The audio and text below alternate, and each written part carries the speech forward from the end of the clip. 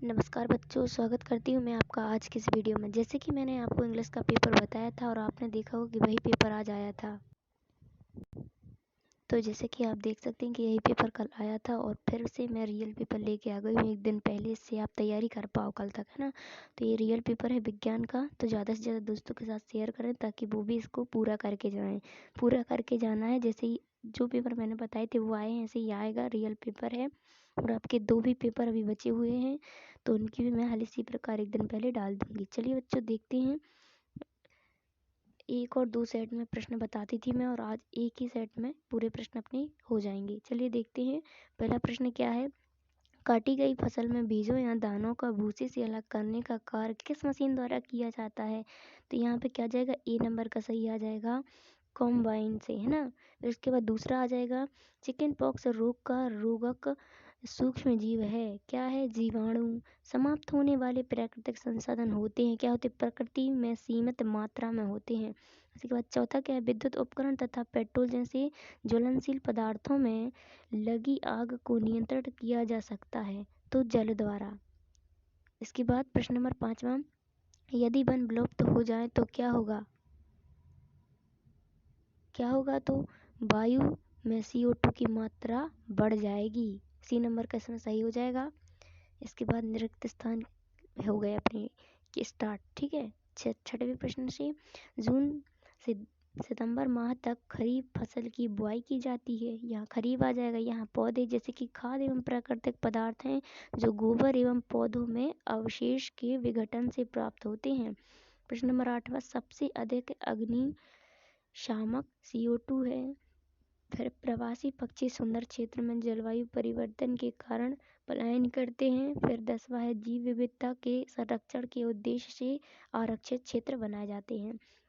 फिर चलिए देखते हैं 11वां प्रश्न, तेल एवं सिरके के उपयोग द्वारा किन किन खाद्य पदार्थों को लंबे समय तक सुरक्षित रखा जाता है। कोई 4 पदार्थ के नाम लिखने हैं, है ना। उसके बाद देखते हैं 12वां प्रश्न। यहाँ पे 11वें प्रश्न का आंसर देख लेते हैं, क्या है, अचार, फल, सब्जी, सौर्क, है ना। तो इस प्रकार 11वां ये आंसर है अपना, तो ये कर दीजिएगा।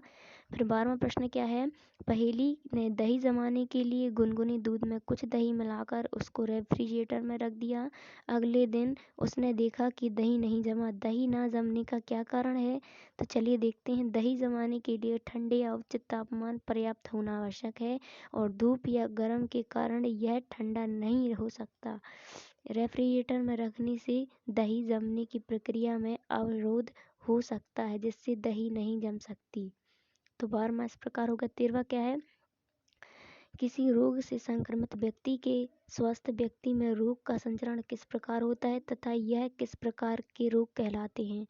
तो चलिए, एक व्यक्ति के संक्रमित होने वाले रोग का संचरण आमतौर पर बूंद बूंद से होता है जो उसके नाक या मुंह से छूते हैं और स्वस्थ व्यक्ति तक पहुंचते हैं, इन्हें संक्रामक रोग कहते हैं।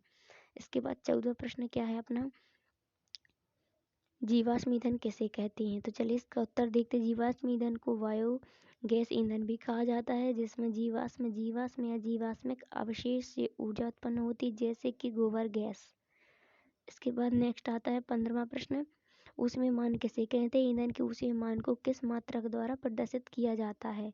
तो चलिए 15वां प्रश्न, ऊष्मीयमान ऊष्मा गर्मी को कहा जाता है। ईंधन के ऊष्मीयमान को तापमान मात्रक द्वारा प्रदर्शित किया जाता है, जिसका सामान्यतः मात्रक सेल्सियस या फ़ारेनहाइट होता है। तो इस प्रकार 15वां हो गया। फिर नेक्स्ट देखते हैं 16वां प्रश्न, रेड डाटा पुस्तक क्या है, इसकी आवश्यकता क्यों है। ठीक है, तो देखते हैं 16वां प्रश्न।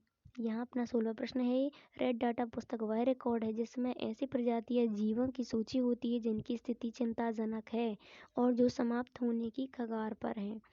इसके बाद 17वां प्रश्न, 3 नंबर के प्रश्न आ गए अपने यहाँ से, खरपतवार से आप क्या समझते, ये फसलों को किस प्रकार हानि पहुँचाते हैं। तो चलिए खरपतवार देखते हैं। खरपतवार जगह पर कब्जा और फसल के पौधों को ठीक से विकसित नहीं होने देते। कुछ खरपतवार परजीवी होते हैं, साथ ही ये इंसान के किसी काम के नहीं हैं। चलिए इसके बाद देखते हैं प्रश्न नंबर 18वां, पेट्रोलियम और प्राकृतिक गैस के भंडार को दर्शाते हुए एक चित्र बनाइए। तो चलिए 18वां प्रश्न क्या हो जाएगा अपना, ये पहले अपन को यहाँ पर डायग्राम बना देना है, इसको दर्शाना है। आप देख सकते हैं किस प्रकार मैंने बनाया है, तो आप इसी प्रकार इस डायग्राम को बना दीजिएगा। तो 18वां प्रश्न अपना हो गया है। इसके बाद नेक्स्ट देखते हैं प्रश्न नंबर 19वां। क्या है 19? कोयले के प्रक्रमण से प्राप्त उत्पादों के नाम तथा एक एक उपयोग लिखिए। तो चलिए 19वां प्रश्न देखते हैं। क्या है? कोयले के प्रक्रमण से प्राप्त उत्पादों में से कुछ उदाहरण और उनके उपयोग। जैसे कि पहला, कोयला ऊर्जा उत्पादन इंडस्ट्रीज में उपयोग होता है, और कोक धातु उद्योग में लोहे की शुद्धि के लिए उपयोग होता है। गैसीफाइड कोयला इंडस्ट्रियल ऊर्जा और रासायनिक उद्योगों से इस्तेमाल होता है। चौथा, तार कोयला रासायनिक उद्योग में और रोड तक में इस्तेमाल होता है। और पांचवा, कोयले का तेल इंडस्ट्रियल और औद्योगिक उपयोग के लिए उत्पन्न होता है। तो इस प्रकार 19वां हो गया है। तो यहीं तक अपन के आज क्वेश्चंस रहेंगे इस वीडियो में। मिलते हैं नेक्स्ट वीडियो में। अभी वीडियो ज़्यादा लंबी हो जाएगी, इसीलिए यहीं तक मैंने क्वेश्चंस आपको बताए हैं। इसके आंसर्स नेक्स्ट वीडियो में मिलेंगे। आप चाहो तो क्वेश्चंस यहाँ देख सकते हो और नेक्स्ट वीडियो में आंसर भी देंगे। ठीक है, थैंक यू, धन्यवाद। मिलते हैं नेक्स्ट वीडियो में, तब तक के लिए थैंक यू।